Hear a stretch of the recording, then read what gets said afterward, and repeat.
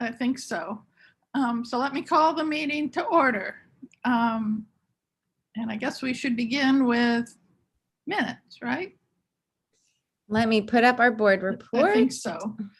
So let me call the meeting to order. Hey, Cindy, can you hear us? I guess we should begin with minutes, right? No, Let me put up our board report. I think so. I don't know what's wrong. Just had like an echo of you two. I know.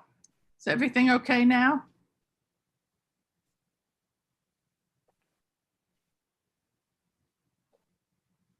Can you hear me? I can hear you. We can hear you, Cindy. We're just waiting for the slides to load. Okay.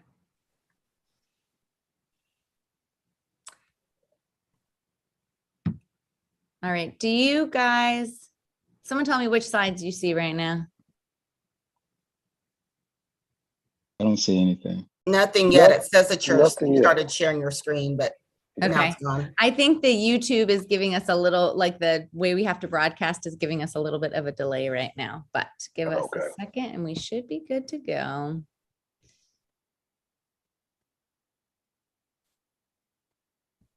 All right. Rachel, what do you see now? It says Perry Street Prep has started screen sharing, but we don't see anything. Well, this is frustrating, guys. We just had it up a second ago. Let's see. Okay. Now we're good. Okay. Something about YouTube was doing something super strange to my computer, but here we go. So Cindy, you called us to order. I'm sorry about that delay and echo. That was our recording happening. I think our first thing before the minutes is just approving the agenda. All right. Do I have a motion to approve the agenda? A second. Oh. I moved to approve the agenda. I think Bruce seconded. Yep, All right. I did. All in favor? Aye. Aye. Aye. All right. So, God. My computer is okay. Acting a little funky to say the least. All right. So, now we can, do I have a motion to approve the minutes? I move to approve the minutes from the March meeting. Second. All in favor, say aye. Aye. Aye. All right. So now it's time for the leadership report. First, we can look at this cute picture of Rachel on pajama day. Our first update is just, people are still talking about it, so we'll go through it quickly. COVID, it continues to impact our school, but I think we have found a lot of positive ways to work through this. We have had less cases than we did in January when the Omicron surge happened, but we still have had an additional 7 staff members test positive since our last meeting. We are in low transmission levels for the city still, but we are seeing an uptick. So we're trying to monitor that closely. We do have students back to wearing masks and staff wearing masks full time, just because we saw some numbers going up again. We're still doing our weekly testing, asymptomatic and symptomatic for every student. Since we met last, we did officially have our COVID coordinator start. It was a very hard position to fill at many schools, including ours, but we officially now have an LPN. So that is like a licensed practitioner nurse who's in our building and does all of this testing. So I'm not doing it, guys, who's doing our testing and calling families and calling teachers and really getting to check in on everybody every day. And is also just a second layer of medical support, which has been really nice because we've also seen a lot of flare-ups of allergies and asthma this spring. So we've had another set of hands in addition to our school nurse who's been able to help students. The student vaccinations, the only update on that is that, they are fully required, but they have clarified from OSSI that it's only for fully approved vaccines. So that does not apply to any of our students yet. If that status changes and the FDA fully approves the child vaccines below age 16, we will then be fully implementing a vaccine mandate for school year. Either way, we've continued to host several vaccine clinics, and we will continue to get education and information to parents and make it as available as possible. And that's one of the big focuses of our new COVID coordinator, is that he is reaching out to each and every family that doesn't have it and talking to them about what their questions or concerns are. So that's been a huge help. Any COVID related questions before we move on? Do we know roughly what portion of the community is vaccinated, of the school community? So, our staff is 100%. We know that because we've mandated it. We don't know yet because that information has not been released through the doses 2 system yet. They're still rolling out the Department of Health vaccine website where we can do it. It's looking like from the initial round, our COVID coordinators also called and reached out to every single family, asking them to directly submit vaccine cards. It's looking pretty in line with what statistics are for wards 7 and 8, which is less than 50%. So not very high, but, slowly climbing, hopefully. And students are even lower, unfortunately, in this age demographic. So 5 to 12-year-olds, the last time I checked, I believe was at 31% for our demographic. So we will keep pushing and hopefully raise that, but it's hard when we don't know exactly what it is. That's just so amazing. So I have an unrelated question. Okay. Why didn't Kelly have a costume?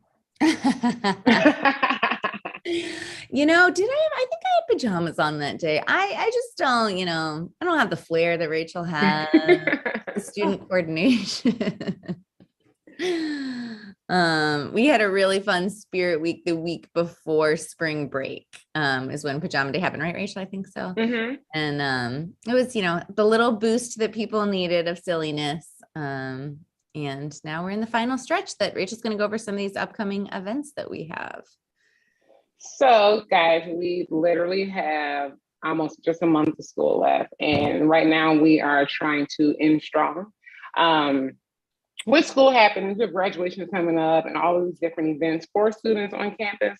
But the idea is that we end strong so that families and students walk away with a positive experience, like from beginning to end of the school year, and then come back next year ready and excited and ready to go. With the hopes that next year looks more like regular school, we are going to treat it like, hopefully we can treat it like pre-COVID, where students are in the building, parents are in the building for events, and all of that is happening just naturally during the school day and during the school year, and we don't have to make exceptions or try something new or try different things because of COVID, if that makes sense. Yep. So this summer, we've got a slightly different but full robust summer program that we've run in prior years. Our goal is really to intensively work with those students who we know are behind and are willing to come in this summer. We are focusing our efforts on having a partner lead the majority of our enrichment program. So it's a lot of fun in the gym and multi-purpose room for up to 100 students funded through our 21st Century Grant. But then we've got 75 students who've been earmarked who are academically behind to get intensive tutoring during that time. And that's, where we've been able to move the needle before, rather than reteaching again another quarter. These kids are going to get pulled out by teachers in either one-to-one or really small groups to work on the discrete skills that they were lacking. So some kids will be doing reading groups, some kids will be doing fact fluency, some kids will be doing, all different specific skills with other kids on their level, in the hopes that we're starting the year with them getting a little boost and some real focused attention with some of our teachers. So we'll be providing what we estimated 600 hours of intensive small group. We've got some partnerships to help us fund this, and hopefully the students come, right? That's where we're at right now for summer programming. I pause always a little bit. Oh, I like the picture. Rachel, you added this, a student doing some math for our finance guys. So what we're looking at for next year, which is how we're building the budget, and the next thing that we're going to talk about is a target of 485 students. That's what we targeted this year. So I always just want to reiterate that we're not trying to grow. We were fully staffed for 485 students this year, and we did not meet that target quite, but we were close this year. So it's looking really good. We've got more kids fully enrolled than we ever have at this time of year, and that's a lot of push from our registration office and our enrollment team to really get parents to complete paperwork. While we do have a chunk of families moving, I only believe we have 2 students in the whole school who are just changing schools in DC, which is a really, good sign that while this has been an enormously challenging year for our teachers and for our students, we do have them coming back next year. We have 45 new students fully enrolled already for next school year, and we're looking for about 40 to 50 more so that we have all of our full classes on these targets. What you'll see on the right side here is percent of target that we anticipate being at as of today. So you'll see some greens. We've got our, our 5th grade class and our 7th grade class over enrolled already, which is great. It means we won't offer any additional seats through this year and anticipate that there is some students who don't end up coming. But then we've got our 8th grade, our pre-K, and our 4th grade where we're really targeting increasing enrollment still this summer. So it's a pretty discrete group, which is great. Our pre-K4 new program is fully ready to go, and we're just looking for a few more pre-K3 kids at this point.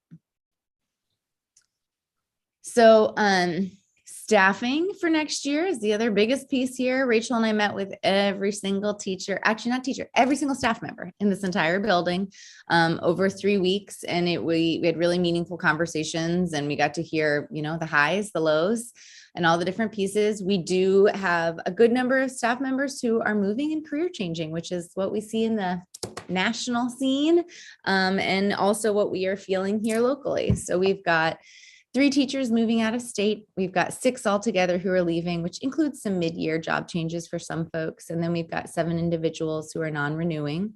But right now we're still filling a lot of open positions for next year. And while that makes us both excited and nervous, we do have every reason to believe this is pretty typical for what we're seeing across the board and at other schools. And when we talk to other leaders, we are having great interviews though. We just had one yesterday, then left Rachel and I both like, okay, we're excited. We're excited. We're going to get great new people on our team. So part of having so many positions open is that we're opening an entire new program that is 12 staff new members.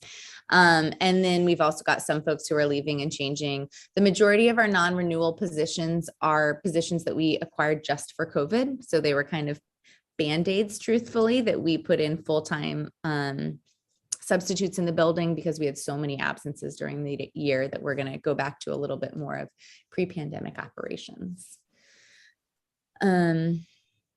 Let's see here. So compliance and procurement, guys, again, we're going to get into some real budget details because we're going to work on approving that today, but we also got to get through all of our regular nuts and bolts.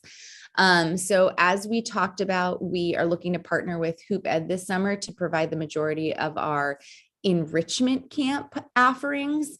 And that's so our teachers can really just focus on the instructional part. And what we need to do though is approve a contract to sign with them to do this work. It's going to be around $80,000, but it is entirely grant funded by our 21st Century Grant. So it's money we already have waiting to be reimbursed for us, but it is a large contract to have them deliver. Just to remind people, this is a partnership that we have had now for 3 years. So these folks have done camps for us over each of the breaks, and then they partner with us after school each day. So it's a well-known group to us with staff that we already know. And then Apple for Education is the other procurement contract. I actually don't know that they're going to go over 25K, but our quotes right now are looking really close to that. And that's just some new devices for our pre-K team that we need to supplement, and then some new devices for the couple additional staff members that we'll get because we're using iPads and MacBooks for all of our staff now. Any questions on those? Do you want us to vote on those now? Yes. Okay, any questions about it? Okay, do I have a motion to approve the Hoop Ed contract? Or we could approve both contracts if people want to. But I need a motion to approve.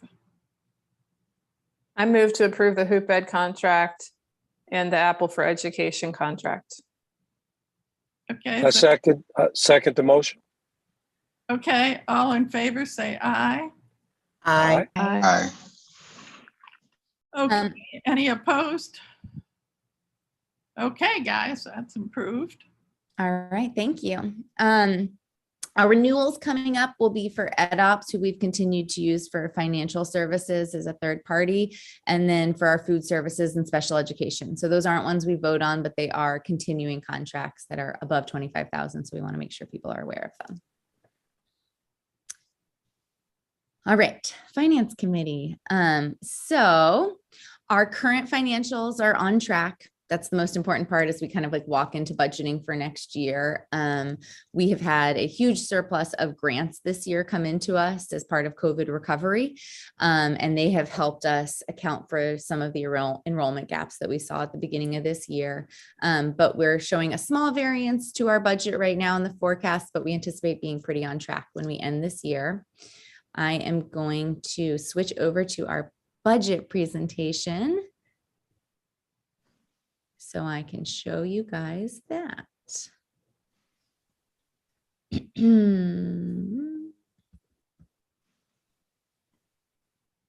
always think I'll be a little faster than I am at flipping between these guys. Sorry. Okay.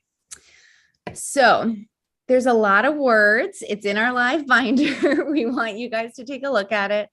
But what we want to most assure you is that our finance committee has looked at this and reviewed it. Importantly, what we're looking at is a positive net income for next year. Let me get out my pointer here so you guys can see it. Do you see my mouse where I'm circling right here? This is the net income we're looking at carrying over, that we're looking at ending next year with our current budget. We'll talk about some of the assumptions that we made with that, and then a very positive cash contribution at the end of the year as well. So this is a 2-year budget that we're trying to pass because we have to submit to the public charter school board now 2 years rather than 1 year, which is a big change. And we've developed this budget using kind of all the historical information we have that's informed the way we've operated, and then our forecast for this year and the changes we anticipate for next year. So we've really line by line gone through this entire process with EdOps to get to a place where we feel pretty confident is on par with what we're imagining happening, but it's still always a guess. There are details on the budget here that show you where we see increases. Our salaries this year are going from 5.7 this year to 6.5. That's mostly just due to our increases. So we're increasing every staff member by at least 5% next year. A big piece of that is inflation going up. And then also the good fortune we have that the mayor has increased our budget and our per pupil funding, so we can cover that with additional per pupil funds that we've gotten. We don't anticipate any other very large changes, with the exception of asking that everyone is on board with some renovation investment we want to make next year. So here, this is where we showing you in a graph. This is our funding for this year has gone up to 5.9% funding increase per pupil.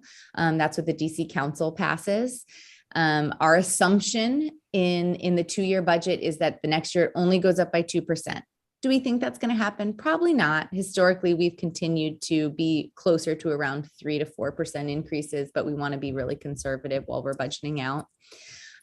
Again, we are increasing everybody's salary by 5%. So how we did that was increasing our pay scale, but then also everyone goes up a step on the pay scale.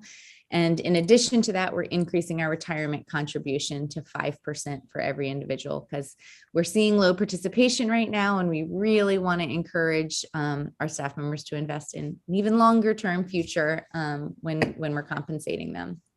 So this is our inflation assumption for this year in terms of all the costs is at 4.5%.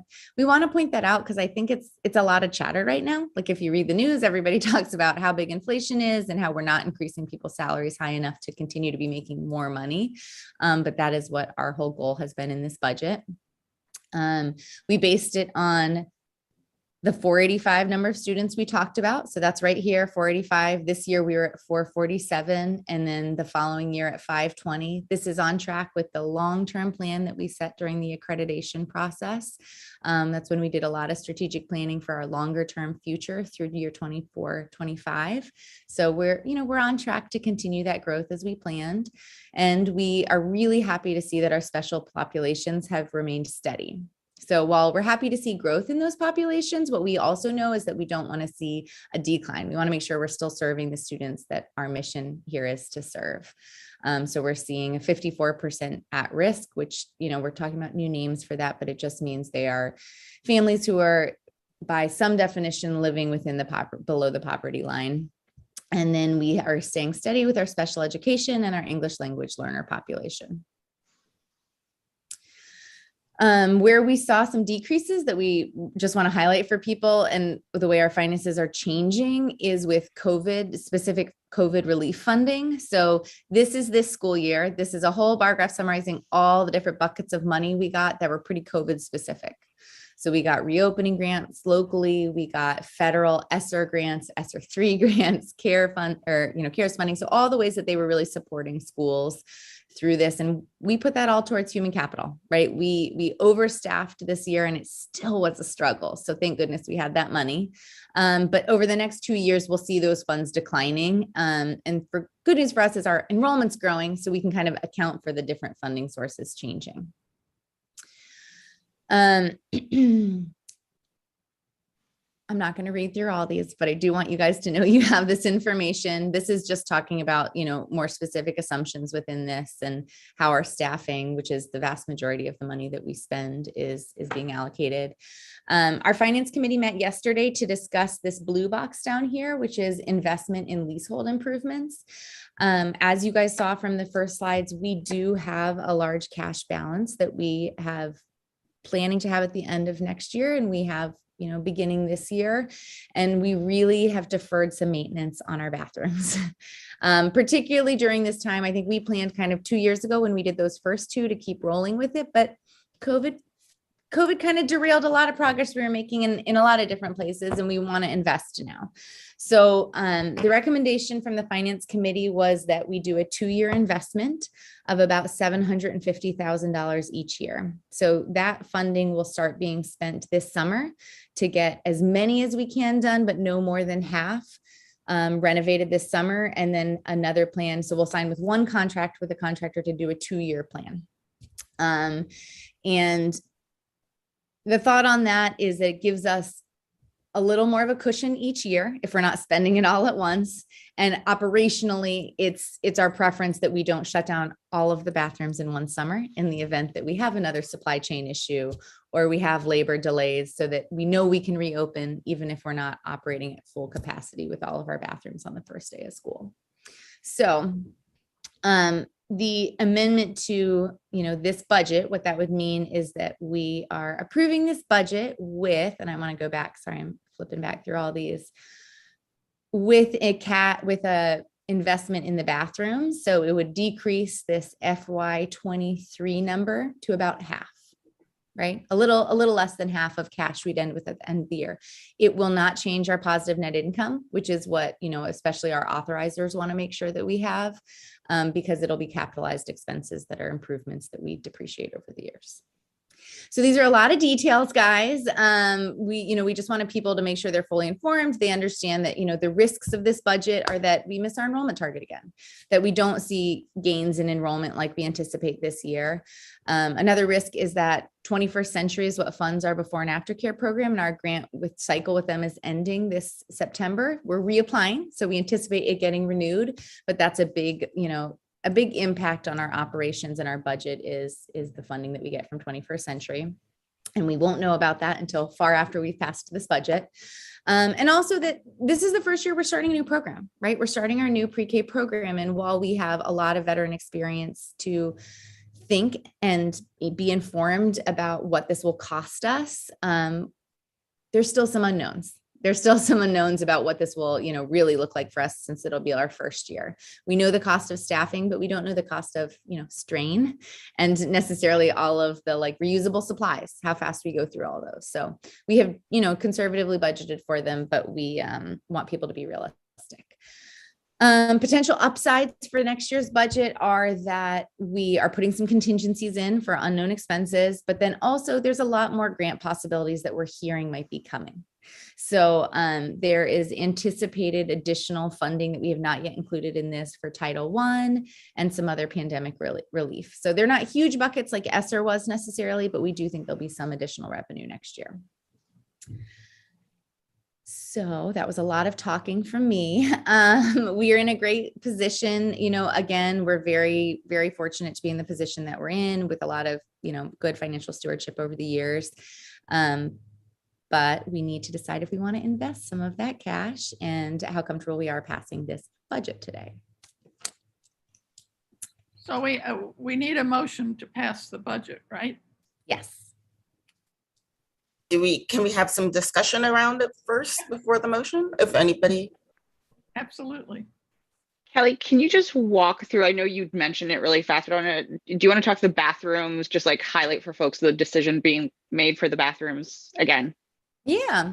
So what we're talking about is I've had 3 full bids from contractors to do work that on 16 bathrooms, which is about $1.5 million total. So we've gotten ranges from 1.2 to 1.7. So we're conservatively saying, okay, let's imagine we're going to spend around 1.5.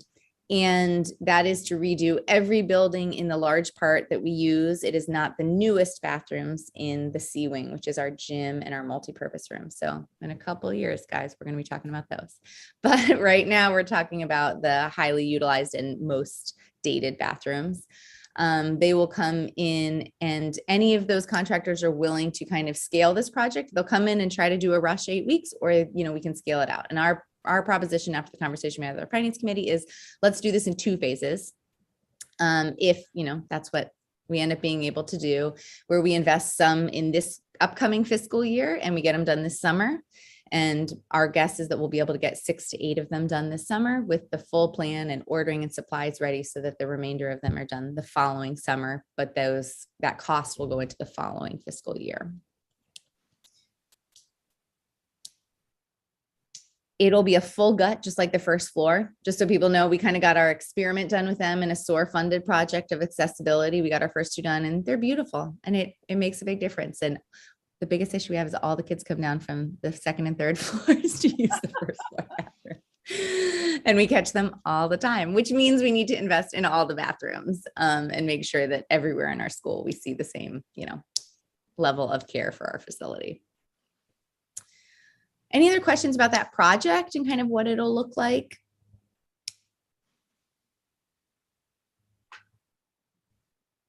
All right. Can I ask, what would be, aside from the bathrooms, like the next sort of items on the capital plan? If there's anything after the bathrooms that, we just want to be mindful of, and realizing that, the bathrooms are the priority. I think that's always a great question. Honestly, right now, we have done the roof, we've done the gutters, we've done the HVAC system, we have done several classrooms. We need to do these bathrooms, and we've been working on the stormwater management system. So we've been investing a ton in projects. What I honestly think in years to come is we're just going to see an increasing maintenance budget, because we are to the place where hopefully, barring any emergencies, which I don't know what else could be an emergency right now, but barring any more emergencies, we'll just be investing and maintaining them, which is expensive, right? And is definitely more than the school was spending 5-6 years ago when we weren't maintaining them and we got in the place that we needed to do these. And by 5-6, I really even mean 10 years ago. So we'll see, an investment annually, I think, in quadrants of the building is like a nice plan. This summer, part of our pre-K investment will be fully repainting that entire hallway, patching, repairing, rebuilding some internal shelves, right? Like some of that maintenance work we're going to do just on the pre-K wing and already budgeted funds. But my goal would be that every year in the summer, we focus on a different area of the building to really put some time and investment in. But we have really spent a lot of time and money focusing on getting this building back together, just as we have focused on getting our academic outcomes up, and I think we're in a great place moving forward to now take care of it. Kelly, on that note, can you talk about the outdoor space? Because I know that's another space that you Yeah, thought that's about. true. So I've got pipe dreams, guys. And one is in really investing in our outdoor space. We are doing a project this summer that we talked a little bit about at our blast board meeting, just for the pre-K area, of really investing money. It's going to be about $100,000 to turn it into like most up-to-date outdoor learning and play space, right? So we're resurfacing, we're doing new play structures, we're adding elements for kids to really learn and play. I want to do that with the whole rest of the back space, guys. So that, that could be a big investment, but also a huge opportunity for grant funded work. We have a playground back there and we have beautiful green space. So we have kind of all the recipes, but our playground is now about 12 years old, which is actually pretty old in terms of safety standards and making sure that we keep everything up to date. So that's my next pipe dream project, Alexandra, of just really continuing to invest in, like, kids learn in all different environments, and COVID got us thinking outside of the box about all these different places kids can really safely learn, and it can actually be a positive impact. So I think that's really, on our next horizon here. And schools are doing incredible projects in the DC area that, we've started taking a look at, and there's a lot of kind of funding to get kids back outside more. So that'll be what we're looking at. Hey, Kelly, I had a question more on the staff budgeting side. Mm-hmm.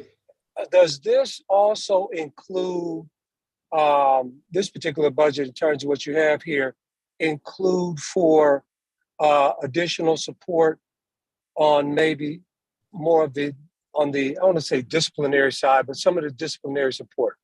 So, yeah.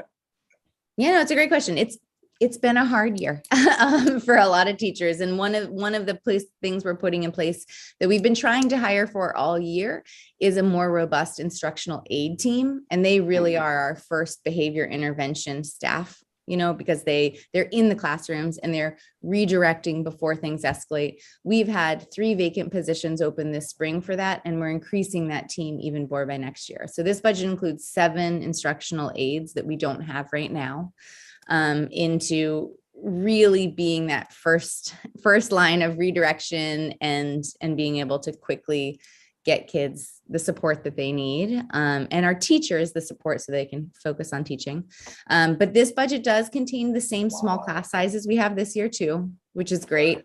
So we've got pretty small in the majority of grades. We've had a couple grades this year that are bigger than others just based on cohort size and enrollment, but we're not trying to increase sizes back to pre-pandemic levels. And then, yes, we do have a model that, as long as we're fully staffed, will provide even more support than we have this year.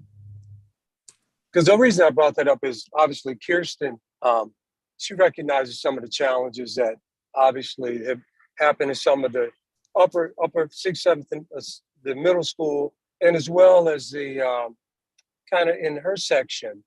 And she said, I've never met her, but she said this lady, Miss Rice, is like incredible.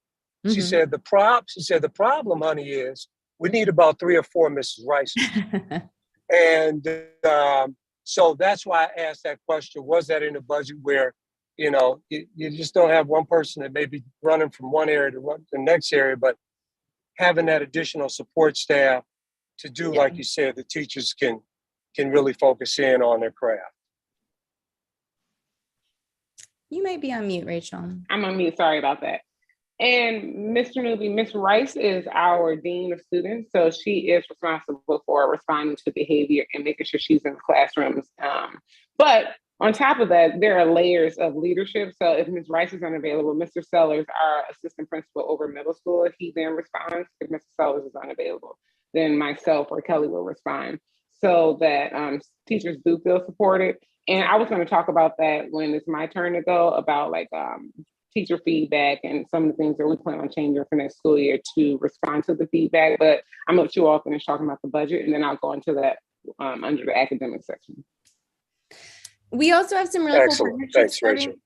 next year, like I just met with Mr. Sellers, Miss Rice, and one of our grant partners is Fly by Light. It's an entire like social, emotional, and anti-violence nonprofit that has worked with us for years, but they are fully funding an entire staff member again for us next year as well, which is exciting. So, you know, in addition to our budget, I just say there's also some layers of support that we're adding in that Ms. Rice was very excited about, I know too. And she is incredible and is a really restorative justice minded individual who's going to do a bunch of trainings with this organization this summer too. And I think a big piece of it also for us that we have planned for investment, but also in Rachel's plan is just time. So, and training for our teachers. We spent a lot of pre-service this year just talking about how we safely, from a health and safety COVID standpoint, reopen. And we really know we have to spend more time talking about behavioral health and safety when we return next year, and investing together in knowing what our system is, knowing who's on board, and what resources our teachers have. And Ms. Rice is going to be able to lead that effort. She joined us. What month did she join us in this year, Rachel? Maybe March. Yeah, so pretty far into the year. And so the thought of starting with her, I think, is very exciting. And then with all these instructional aides who can really, you know, be delivering the rest of her mission inside the classroom too. Okay, we have lots more we can talk about, but do we have any other specific budget-minded questions or?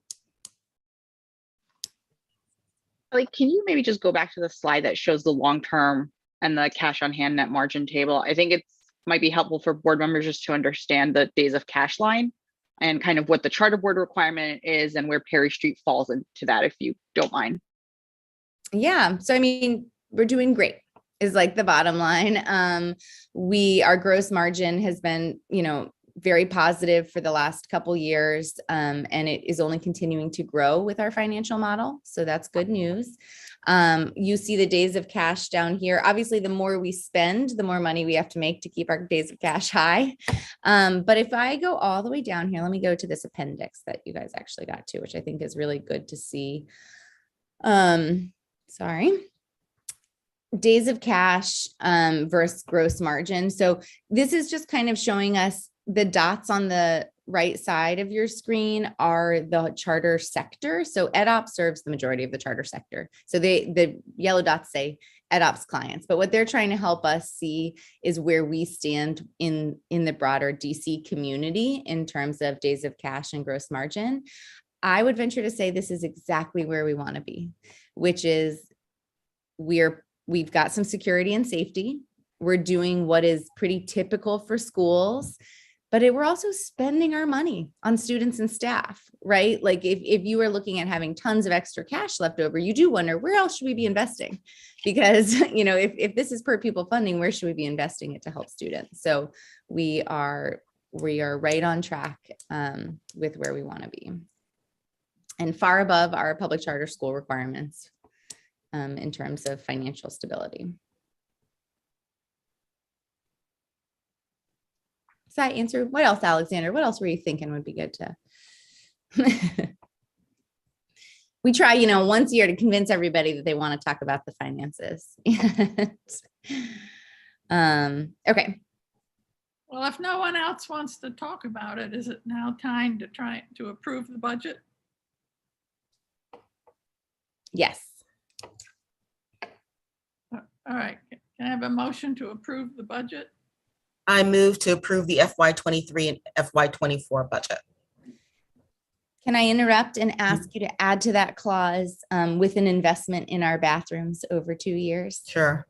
Okay. Right. So I move to approve the FY23 and FY24 budgets with the clause to improve the bathrooms over 2 years. I second. Okay. All in favor, say aye. Aye. Aye. Okay, great. Good work, guys. All right. Let me go back to our other slides.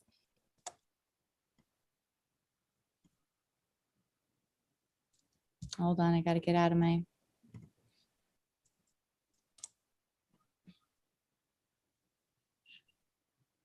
Sorry, I told you guys, I always think I'm going to be faster than I am on this, but. All right. That's all right. I got to get through our budget ones here. All right, we are on to our academics, and let me show you guys the slide. Here you go, Rachel. Perfect. Okay, guys. So before I go into our 2022-2023 priorities on the slides, I do want to address some of our priorities that are starting now, that are going to be last over the summer and start next school year. So we met, like Kelly said, with every single teacher about a week ago, 2 weeks ago. And what we did, we got feedback from everyone. So they told us all their things that went great this school year, things that did not go well, what they need support with, what they're looking forward to next school year, what they're looking forward to from us next school year. So what we did is we took all of that feedback and we are literally going to make sure that we start off strong next school year. And it's going to be a big lift. This school year was rough. Kids came back dysregulated. Teachers came back tired. And so we had behavior issues that we normally don't have during the school day, during the school year pre-COVID, because of all of the impacts that COVID has had on everyone. And to give you just to give you insight into like a scenario where student behavior would rise in the building. So 3 weeks ago, there were 3 middle school teachers out. There are only 4 of them. So Kelly and I were on the hallway almost all afternoon because something kept happening.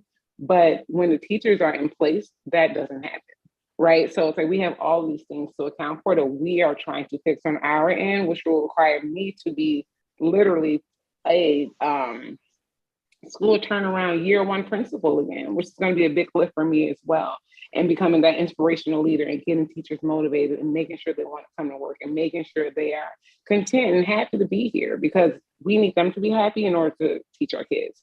So we are going to spend a lot of time talking about like culture, adult culture, what it's going to look like next year, what we expect of the adults next year. This year, we are saying that adults or, people retire from COVID, but next year we are hitting the ground running, and we're going to prepare for that this summer to make sure that the adult culture is strong. If the adult culture is strong, the children behavior will stop, like literally, like test it, try it, and prove at Perry Street. When we have strong teachers in place, we don't have behavior issues like that. We have the typical ones that you have at a school, but with a strong team, that will all stop. So we are hiring new people and making sure they are the strongest fit for Perry Street. 2, retaining all of our teachers who are super strong and making sure that we start the school year off strong, so that kids know we mean business. So that kids know that this school year, it is like year 1 of turnaround. We are on the ground hitting it and making sure that we are closing the gaps that we see from COVID. Next on the agenda is our new pre-K program. We are so excited about running pre-K next school year. We're going to have our hands in everything. Our assistant principal is our former kindergarten teacher. She is going to lead the charge. We are all hands on deck. Kelly is making sure it's going to be beautiful down there. We have hired teachers. We are looking for more instructional aides, but for the most part, we've hired all of our new pre-K teachers. So we're excited about that program. And we'll be planning for that this summer as well with our assistant principal who will be leading that Patrick charge. Curriculum has been not a sore spot, but it has been a challenge this school year in getting teachers to, 1, use our curriculum with fidelity. And don't get me wrong, teachers are teaching, they're in the classroom teaching. But what we found was when teachers are using the proven curriculum, the curriculum that was designed for our kids, the curriculum that was vetted, the curriculum that has been researched over and over and over again, that students are growing faster. So in the classrooms where, for instance, teachers were using illustrative mathematics, we found that students were growing more than in classrooms where students were not using our curriculum and using something like Terra West. That's like an off-brand curriculum. So next year, we talk to every teacher one-on-one to let them know that we're using a curriculum with fidelity in ELA and math so that we can get the best outcomes we can. Given the situation we're in, literally think about it as like year 1 of turnaround, maybe year 2, but we are starting from the beginning to close these gaps from COVID. And then attendance. we suffered a lot this year because of attendance. Literally, students were out with COVID, teachers were out with COVID. There was learning loss because of this. And next year we are going to have attendance incentives. We're going to have incentives for teachers. It's going to be one of our top priorities because students can't learn if they're not here, and teachers can't teach if they're not here. So attendance is going to be one of our biggest pushes for next school year to make sure we have butts in seats and teachers in place. And then small group instruction. We got most of our bang for our buck in those first 5 years of school turnaround because of small group instruction. We literally pull kids out all day, every day, just to meet their specific needs. And we saw huge gains. And, you know, we got the awards for them and all that good stuff. We're going back to the basics.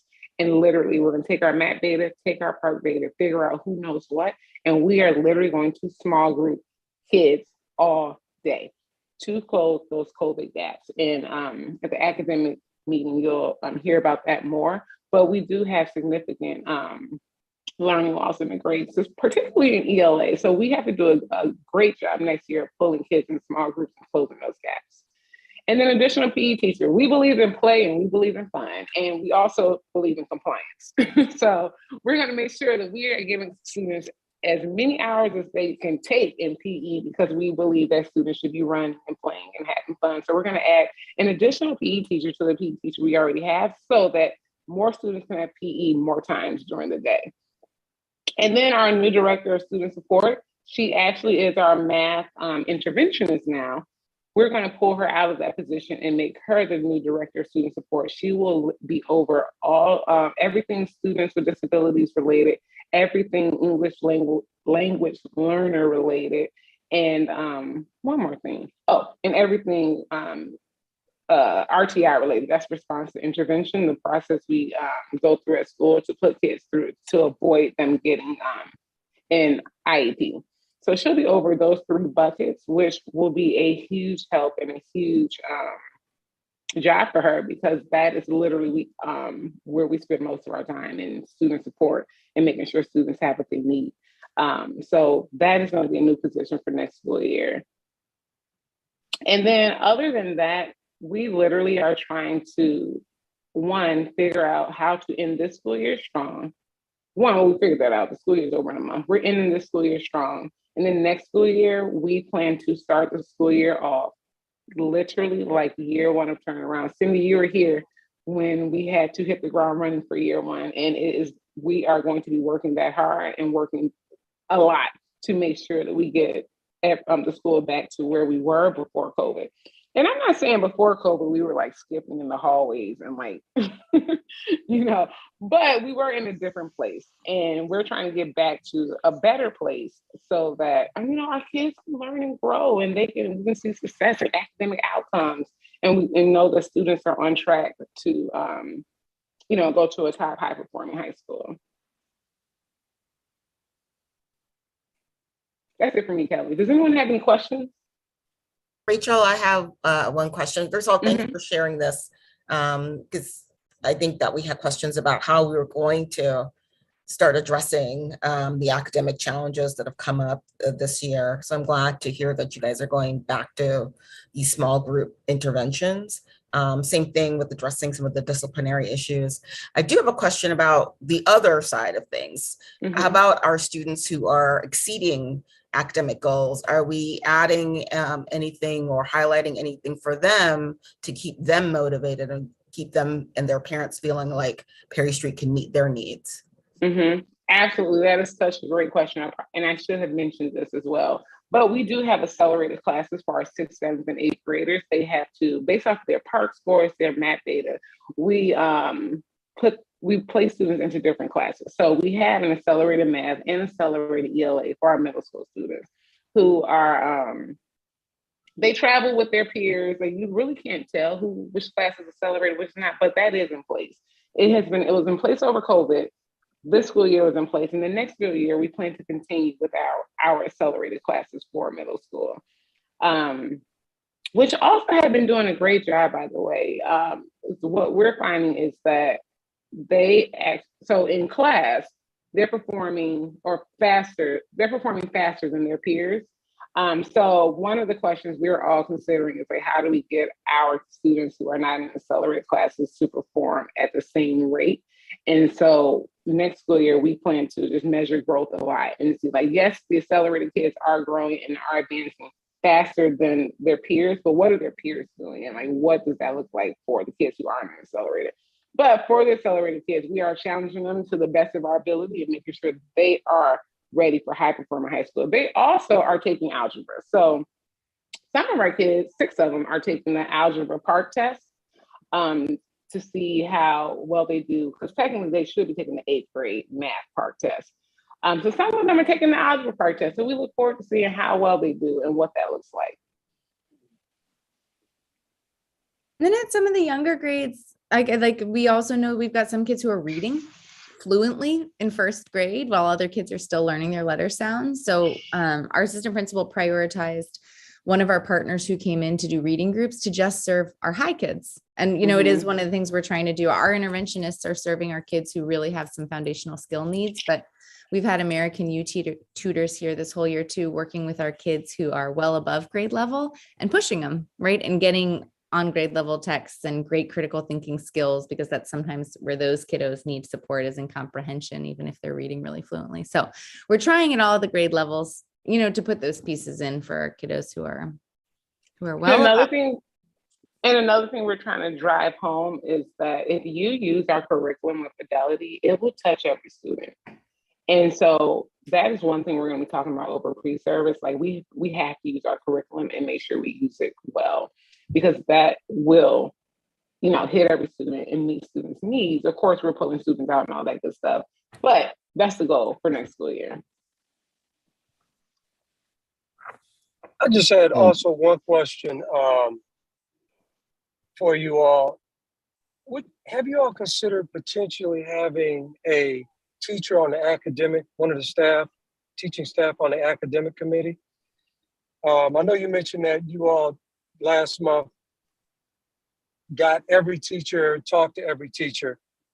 I'm thinking that if you had a staff, one of the staff on the academic committee, a lot of these things could be coming, whatever issues there may be, or challenges could be coming up during the year, rather than having to get everything at the end of the year. Okay, now we got this big list. And I think it might offer a level of, I want to say transparency. I don't think that's a good word, but I think a level of direct communication with the staff, the board, where that particular person knows that, look, I'm on the academic committee, I'm hearing what you all are saying, and this actually goes back to the actual board and Rachel and Kelly to address some of these challenges, and also, you know, and issues. So I think I think both are going to be like, yeah, you know, I don't think we have any reason to stifle that participation. We will be sending out a survey at the end of the year to try to capture even more thoughts from staff members who potentially didn't even feel comfortable sharing them verbally. And also really capture the positive voices, because sometimes it's easy for us to hear, you know, all of the challenges, but we also really want to capture the successes so that we keep doing them. Absolutely. Right. And we keep doing them. But one of the questions we'll have on that, as well as our parent survey, is some interest in additional participation. And as a governance committee, I think we had that conversation before, Bruce, but we would like to let our teachers know that that's an option moving forward. And the academic committee can kind of figure out what that looks like together. We meet right after this, so the academic committee will hop on and can continue that conversation if there's really specific skills we want to look for. But what I would love to do for the academic committee is give them everyone who's interested in kind of what their credentials are and what their experience is, and then let them figure out who might be the best fit for them, if that sounds good to you guys. thank you. Yeah, no, thank you. And thank you for being a teacher advocate, right? We need that's our bread and butter here. That's what we have to be doing. But Ian, Rachel, go ahead. you have a question. Rachel, could you go into more detail about the hiring the new PE teacher and what that's going to consist of? Yes, Because absolutely. just having the kids outside running around, I mean, it's good for exercise, but there should be something that's going to help build their confidence, get rid of stress. So they're going to be structured programs, or they're just going to be out in the backyard just running around playing, talking to each other. So our PE classes are structured. We've interviewed about 5 people already. We don't like any of them. We are literally waiting for the best PE teacher we can find. And with the hopes that that person knows that from bell to bell, you are teaching. You are in class, there's a warm up, you are, there's an objective for today, and they're following a curriculum. There will be no outside running around playing. I mean, don't get me wrong, there may be a free day where kids are outside enjoying that, but for the most part, the PE teacher should be teaching from bell to bell. And that's going to be the expectation for next year. That's the expectation for everyone for next year, but PE specifically, that's going to be the expectation. Do you see the school having like a sports program, a basketball team that plays other schools? They can build teams, school spirit, because it's been proven to exercise how much confidence it builds, not just for, also academically and socially. And I think a lot of things that the kids are not getting.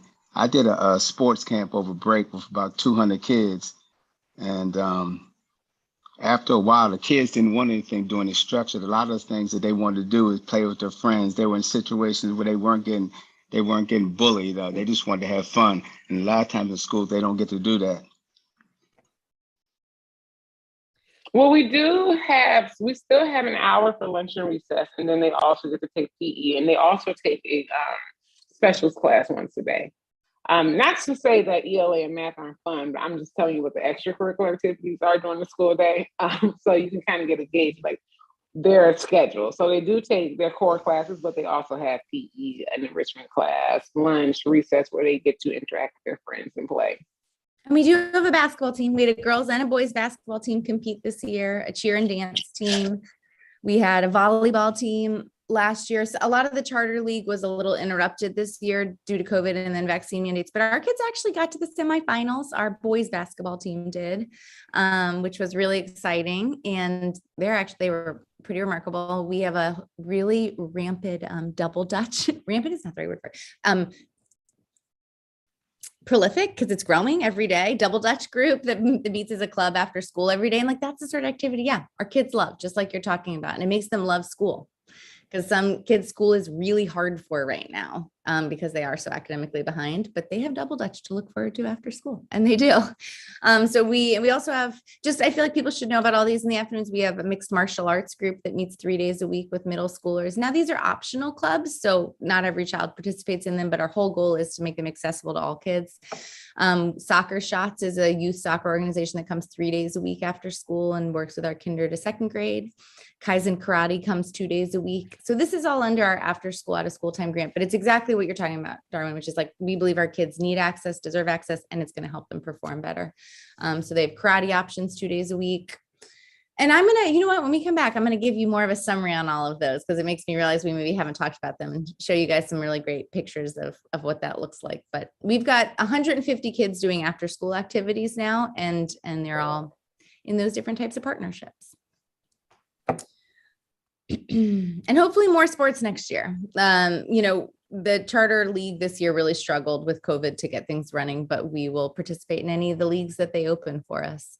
And we can get permission to run. But guys, we've got important news to talk about here in the governance committee. Absolutely. You guys heard from Cindy, but the highlight of this meeting should be talking about a thank you to you, Cindy, and this big change and everything you guys have done to be instrumental to the leadership of our school. And during your guys' tenure, we've transitioned to being among the highest performing schools from the lowest, which is something we sometimes forget to just pause and be in awe of. And it was both of your stewardship and dedication to saying, we're not going to keep doing this the way that we were. We're going to become a better school. That is why we're here. So I'm just gonna, keep talking, but we are so grateful to you, Cindy, and to Harold. I just talked to him on the phone last week, but he's not here right now, and your leadership. So, we want to give you the chance to say anything. We know you're going to stay on our board, but we will talk about officer transitions next. But most importantly, just thank you for everything. Oh, well, it's been great. And I am staying on the board, so I'm not really going anywhere. Harold's going to leave the board. But it's been wonderful to see the improvements in the school and the kids thriving. So I hope we get back on track. We will. Good. All we know is that Yes, we can do Cindy, it. thank you. Thank you, Cindy, for all Absolutely. that you've done and sticking with it in the ups and the downs. You've really been a great leader and really contributed quite a bit to the school. Well, I'm really proud of the board. I'm glad we've assembled such a strong board. So, Well, and on this note, guys, we're going to hopefully get some of you guys back in the building. If you're available on June 8th, we want to have a breakfast to honor Cindy and Harold and their leadership, but also to get you guys together. So we know this might not work for everyone. We're going to put up a virtual option in the room too. But we want to serve some breakfast. We want to let some students come by, some staff come by, and just gather informally, no meeting agenda, but get some people back in the building and it'll get be to see fun. Yes. And the building, if no one's been to if anyone hasn't been to the building recently, it looks a lot different. It's really very nice. We're going to have our breakfast in the art room, which I think is like the most beautiful, cool part of our building too, where you can go and feel inspired in there. So hopefully you can join us. I will send out an official invitation after this board meeting as well. But Awesome. Well, again, Cindy, can't thank you enough. And I'm glad that you are staying on, and that'll be wonderful. And looking forward to the breakfast. And that being said, that we have these two impactful vacancies, they're going to need to be filled. And I don't know if you all, I have had conversations. I think many of you all on this call have had conversations with Vanette, and being Board of Trustees chair.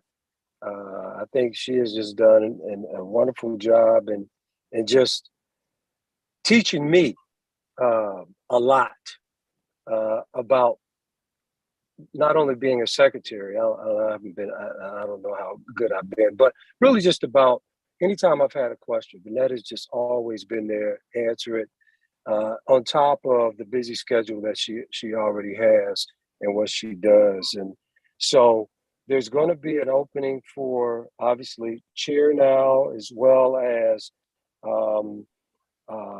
treasurer, and right now that need to be filled. And the vice chair actually can be filled at our next August meeting. So we'll be looking for nominations for to elect someone for vice chair as well. So I would like to nominate as chair Vanette to be our next chair of the board for the upcoming year. We need a second. I second that wholeheartedly. All right. All right. All in favor, say aye. Aye. Aye. All right. All right. All yours, Vanette. Congratulations. And someone else that anytime I've had a question and really breaking things down for me in terms of the nuts and bolts has been Katie. And Katie obviously has been serving capacity on the board longer than I have, and has been integral in Prairie Street's prep success. And so as filling the shoes of Harold, I believe that Katie would be excellent as our new treasurer for the upcoming year.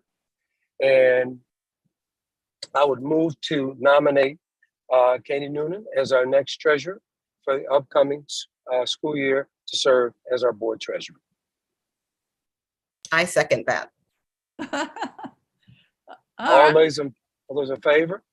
Aye. Aye. Aye. All right. All right, Katie. You got the purse strings. Thank you all. Looking forward They're all to it. yours. Absolutely. Absolutely. And with that, again, we'll be looking for any nominations, folks. That we're going to obviously have to fill the vice chair role. I think we also may need to look at filling another seat on the board as well. And so we'll keep you all attuned to those positions as they move forward. Wonderful. Yep. So, and with that, go ahead. Thank you. All right. Well, so with that also, what we'll be doing is the board calendar. We have got a survey for you all that will drop into the chat. Oh, it's hard to cut and paste from a presentation. Maybe Alexander can. I already got it in the Okay, chat. good. It is just asking you guys when and how you'd like to meet as a board.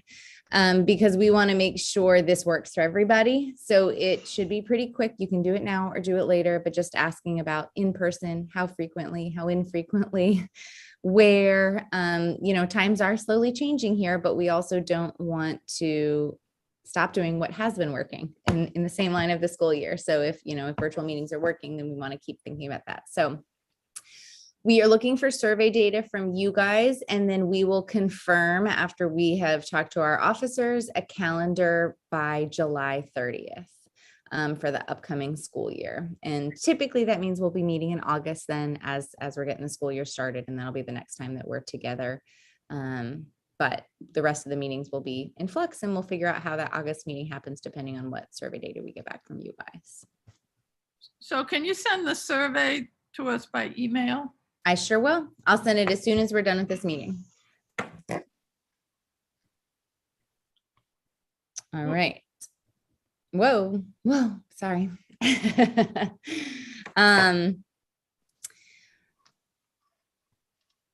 We are done with our business, but we can answer any other questions. And after your adjournment, I'll say it before you do it, we will be popping over as an academics committee. I know that we're running over on time today, but there's a separate link for that meeting on your calendar, or you can shoot me a message if you need me to send it to you again. Okay, well, it's been great. I'm not saying goodbye. I'm just a regular member, but can I have a motion to adjourn the meeting? I second the motion. I didn't. I move to adjourn the meeting. Okay, Oh, I'm sorry. that's all I right. second All the motion. All in favor of adjournment, say aye. Aye. Aye. Aye. All right.